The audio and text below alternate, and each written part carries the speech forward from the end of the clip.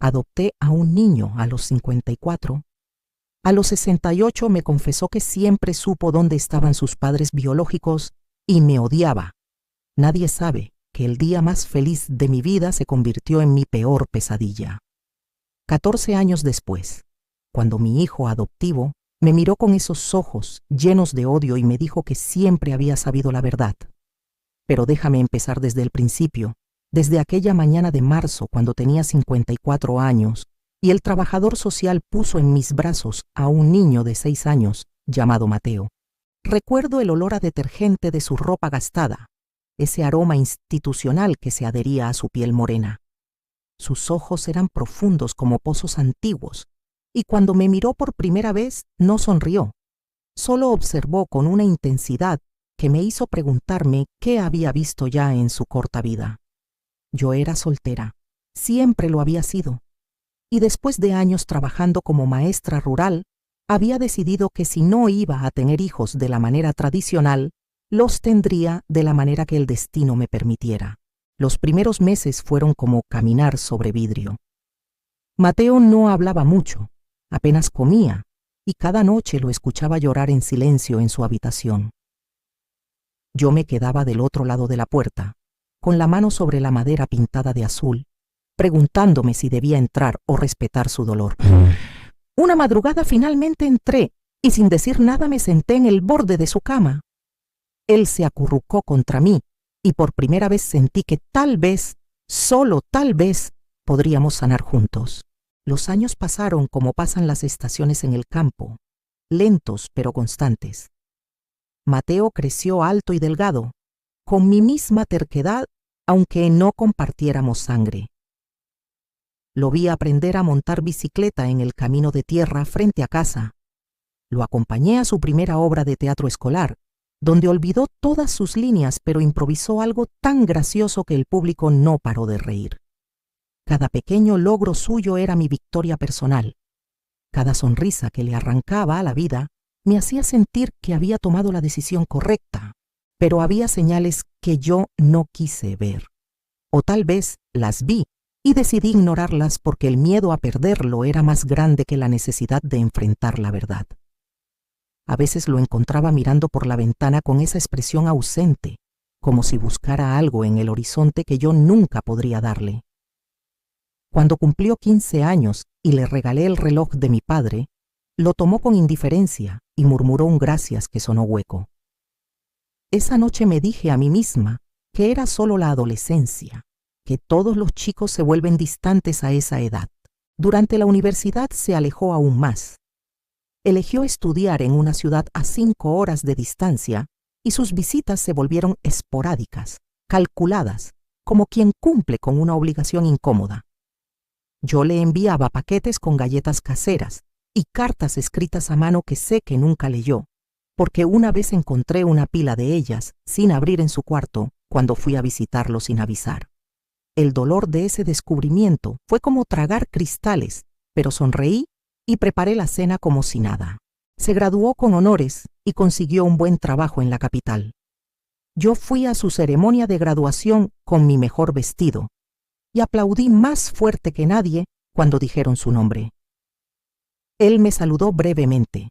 Me presentó a sus amigos como su madre con una vacilación que solo yo noté. Esa noche en el hotel lloré tanto que tuve que mojar toallas para ahogar el sonido porque no quería que nadie escuchara cómo se rompe un corazón de madre. Los siguientes años fueron un baile de pretensiones. Él llamaba una vez al mes, siempre los domingos por la tarde. Conversaciones de 20 minutos donde me contaba generalidades sobre su trabajo y yo le hablaba del jardín, del clima, de los vecinos. Nunca profundizábamos, nunca tocábamos nada real. Era como hablar con un extraño educado que había memorizado un guión. Yo me aferraba a esas llamadas como quien se aferra a un salvavidas en medio del océano. Cuando cumplí 68 años, él vino a visitarme. Fue una sorpresa, porque hacía 2 años que no venía a casa. Llegó en un auto nuevo, vestido con ropa cara, y traía una botella de vino que probablemente costaba más que mi presupuesto mensual de comida. Preparé su comida favorita. ese estofado de carne que tanto le gustaba de niño, y puse la mesa con el mantel bordado que había sido de mi abuela. La cena transcurrió en un silencio incómodo, interrumpido solo por el tintineo de los cubiertos contra los platos. Yo intentaba hacer conversación, pero cada tema se agotaba en 2 o 3 intercambios. Finalmente, mientras servía el postre, él dejó caer su tenedor con un ruido que resonó en toda la cocina. «Tenemos que hablar», dijo, y su voz tenía un filo que nunca antes había escuchado.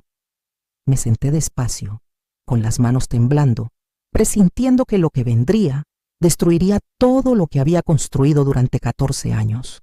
Siempre supe dónde estaban. Comenzó sin mirarme a los ojos. Mis padres biológicos, siempre lo supe. Desde el primer día que llegué a esta casa, las palabras cayeron sobre mí como piedras. Sentí que el aire abandonaba mis pulmones y la habitación comenzó a girar. «Imposible», susurré, pero él continuó implacable. «Me acuerdo de todo, del día que me dejaron en el orfanato, de las promesas que hicieron de volver por mí. Tenía 6 años, no era un bebé. Los trabajadores sociales te dijeron que yo era demasiado pequeño para recordar, pero te mintieron, o tú elegiste creerles porque era más conveniente. Mis padres no murieron en ningún accidente como te dijeron. Están vivos, siempre estuvieron vivos». Cada palabra era un cuchillo. «¿Por qué?», logré articular. «¿Por qué nunca dijiste nada?». «Porque eran adictos», escupió la palabra con veneno. «Alcohólicos que no podían cuidar de sí mismos, mucho menos de un niño. Pero eran mis padres.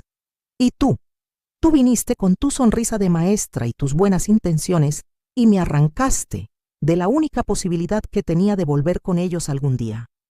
«Pero Mateo», intenté decir, «yo solo quería darte una vida mejor, una oportunidad.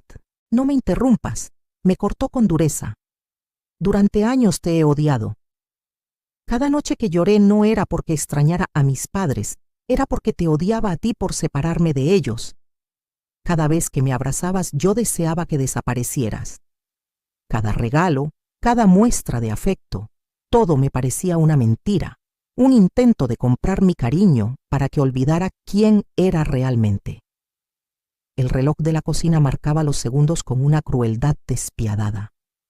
Yo no podía mover, no podía pensar, solo podía sentir cómo todo lo que creía real se desmoronaba. «Los busqué», continuó, y su voz ahora temblaba también. «Cuando cumplí 18 años los busqué. Los encontré viviendo en un departamento miserable a 2 horas de aquí. Estaban peor de lo que recordaba, destruidos por el alcohol y las malas decisiones. Mi madre ni siquiera me reconoció al principio. Mi padre lloró y me pidió perdón, pero yo sabía que era tarde, que el daño ya estaba hecho». «Entonces, ¿por qué me odias a mí?», pregunté con un hilo de voz. «Yo no tuve la culpa de sus decisiones». «Porque tú elegiste por mí», gritó, y fue la primera vez que lo escuché gritar en todos esos años. «Tú decidiste que yo estaría mejor contigo, sin siquiera preguntarme qué quería yo». «Sí, mis padres eran un desastre. Sí, probablemente no hubiera tenido las oportunidades que tuve contigo, pero eran mis padres. Y tú me robaste la oportunidad de decidir, de intentarlo, de fallar si era necesario, pero con ellos». Las lágrimas corrían por mi rostro sin control. «Todo este tiempo», murmuré, «todo este tiempo creí que estaba haciendo lo correcto». «¿Lo correcto para quién?», preguntó con amargura. «Para ti, para sentirte bien contigo misma, para llenar tu vacío de mujer sin hijos. Pero nunca pensaste en mí, en lo que yo necesitaba realmente». Me puse de pie con dificultad, sosteniéndome del borde de la mesa. Las piernas me temblaban y sentía que tenía 100 años en lugar de 68. «Lamento», comencé, pero él me interrumpió otra vez. «No quiero tu disculpa. Vine a decirte la verdad porque no podía seguir mintiendo. Cada llamada dominical era una tortura. Cada visita obligada era como tragarme vidrio. He vivido una mentira durante 14 años y ya no puedo más. Necesitaba que supieras que tu amor de madre, tu sacrificio, todo eso que te contabas a ti misma, para mí solo fue una prisión dorada». Se levantó y tomó su chaqueta del respaldo de la silla. Yo me quedé ahí, petrificada, viendo cómo el hombre que había criado, al que había dado todo, se convertía en un extraño frente a mis ojos. No voy a volver, dijo desde la puerta. No puedo seguir fingiendo. Tal vez algún día pueda perdonarte, no lo sé, pero ahora mismo solo necesito distancia. Necesito construir una vida que sea realmente mía, sin el peso de tu culpa o tu necesidad de ser la heroína de esta historia. La puerta se cerró con un sonido final que resonó en toda la casa vacía. Me quedé ahí, en la cocina que olía a estofado y a ruina, rodeada de los platos sucios de una cena que debía haber sido una celebración. Las semanas siguientes fueron las más oscuras de mi vida. Dejé de comer, dejé de salir, apenas dormía. Releía cada carta que le había escrito, miraba cada foto de su infancia buscando señales que debía haber visto. Ahí estaba, en su sonrisa forzada del primer día de clases, en su mirada ausente en las Navidades, en su cuerpo rígido cuando lo abrazaba. Una amiga maestra vino a visitarme y me encontró en pijama a las 3 de la tarde, la casa hecha un desastre, yo hecha un desastre. Me obligó a bañarme, a comer, a hablar. Le conté todo y ella escuchó sin juzgar. Hiciste lo que creíste correcto, me dijo finalmente, con la información que tenías, con el amor que sentías. No puedes culparte por no haber leído su mente, por no haber sabido lo que él guardaba en silencio. Pero le quité la elección, le dije llorando. Le quité la oportunidad de decidir por sí mismo. Tenía 6 años, respondió ella con firmeza. Los niños de 6 años no toman decisiones sobre su futuro, los adultos lo hacen. Hiciste lo que cualquier persona compasiva habría hecho al ver a un niño en necesidad. Sus palabras me dieron un pequeño consuelo, pero la herida seguía abierta, sangrando. Los meses pasaron y Mateo cumplió su promesa. No llamó, no escribió, desapareció de mi vida tan completamente como si nunca hubiera existido. Yo seguía viviendo, pero era una existencia hueca, mecánica. Hasta que un día, casi un año después de aquella cena terrible, recibí una carta. La reconocí por la letra antes de ver el remitente. Mis manos temblaban tanto que apenas podía abrirla. No era una disculpa, no exactamente. Era una explicación, un intento de cerrar el círculo. Me contaba que había empezado terapia, que estaba trabajando en su rabia y su dolor, que había vuelto a ver a sus padres biológicos y que había confirmado que no podían haberlo criado, que probablemente no habría sobrevivido con ellos, pero que aún así necesitaba culpar a alguien y yo había sido la más fácil.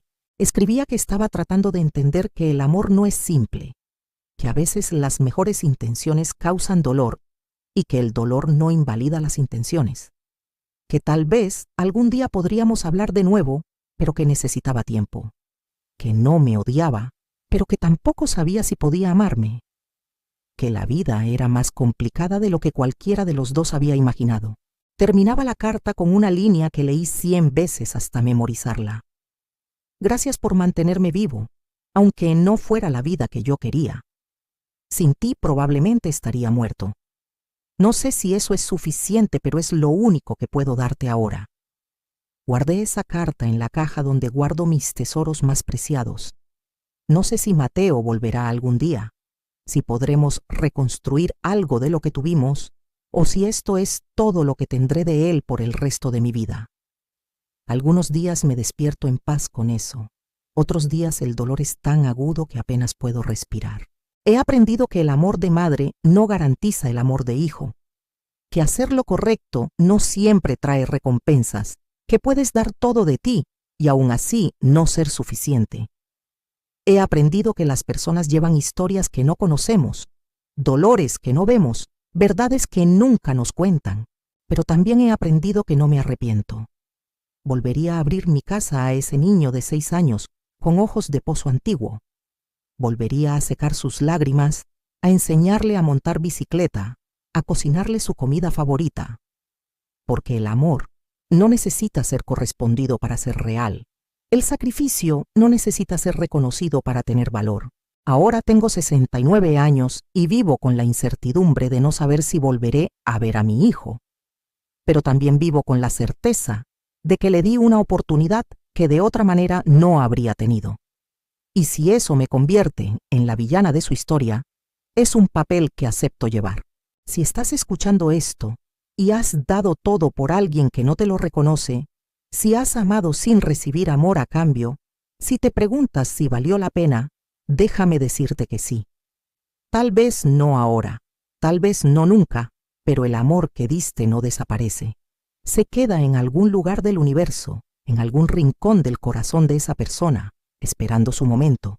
Y si ese momento nunca llega, al menos sabrás que lo intentaste, que fuiste valiente, que elegiste amar cuando era más fácil cerrar la puerta.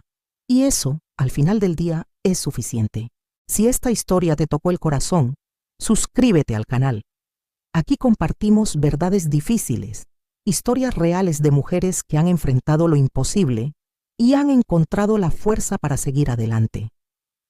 No estás sola en tu dolor, en tus dudas, en tus batallas silenciosas. Únete a nuestra comunidad y sigamos caminando juntas.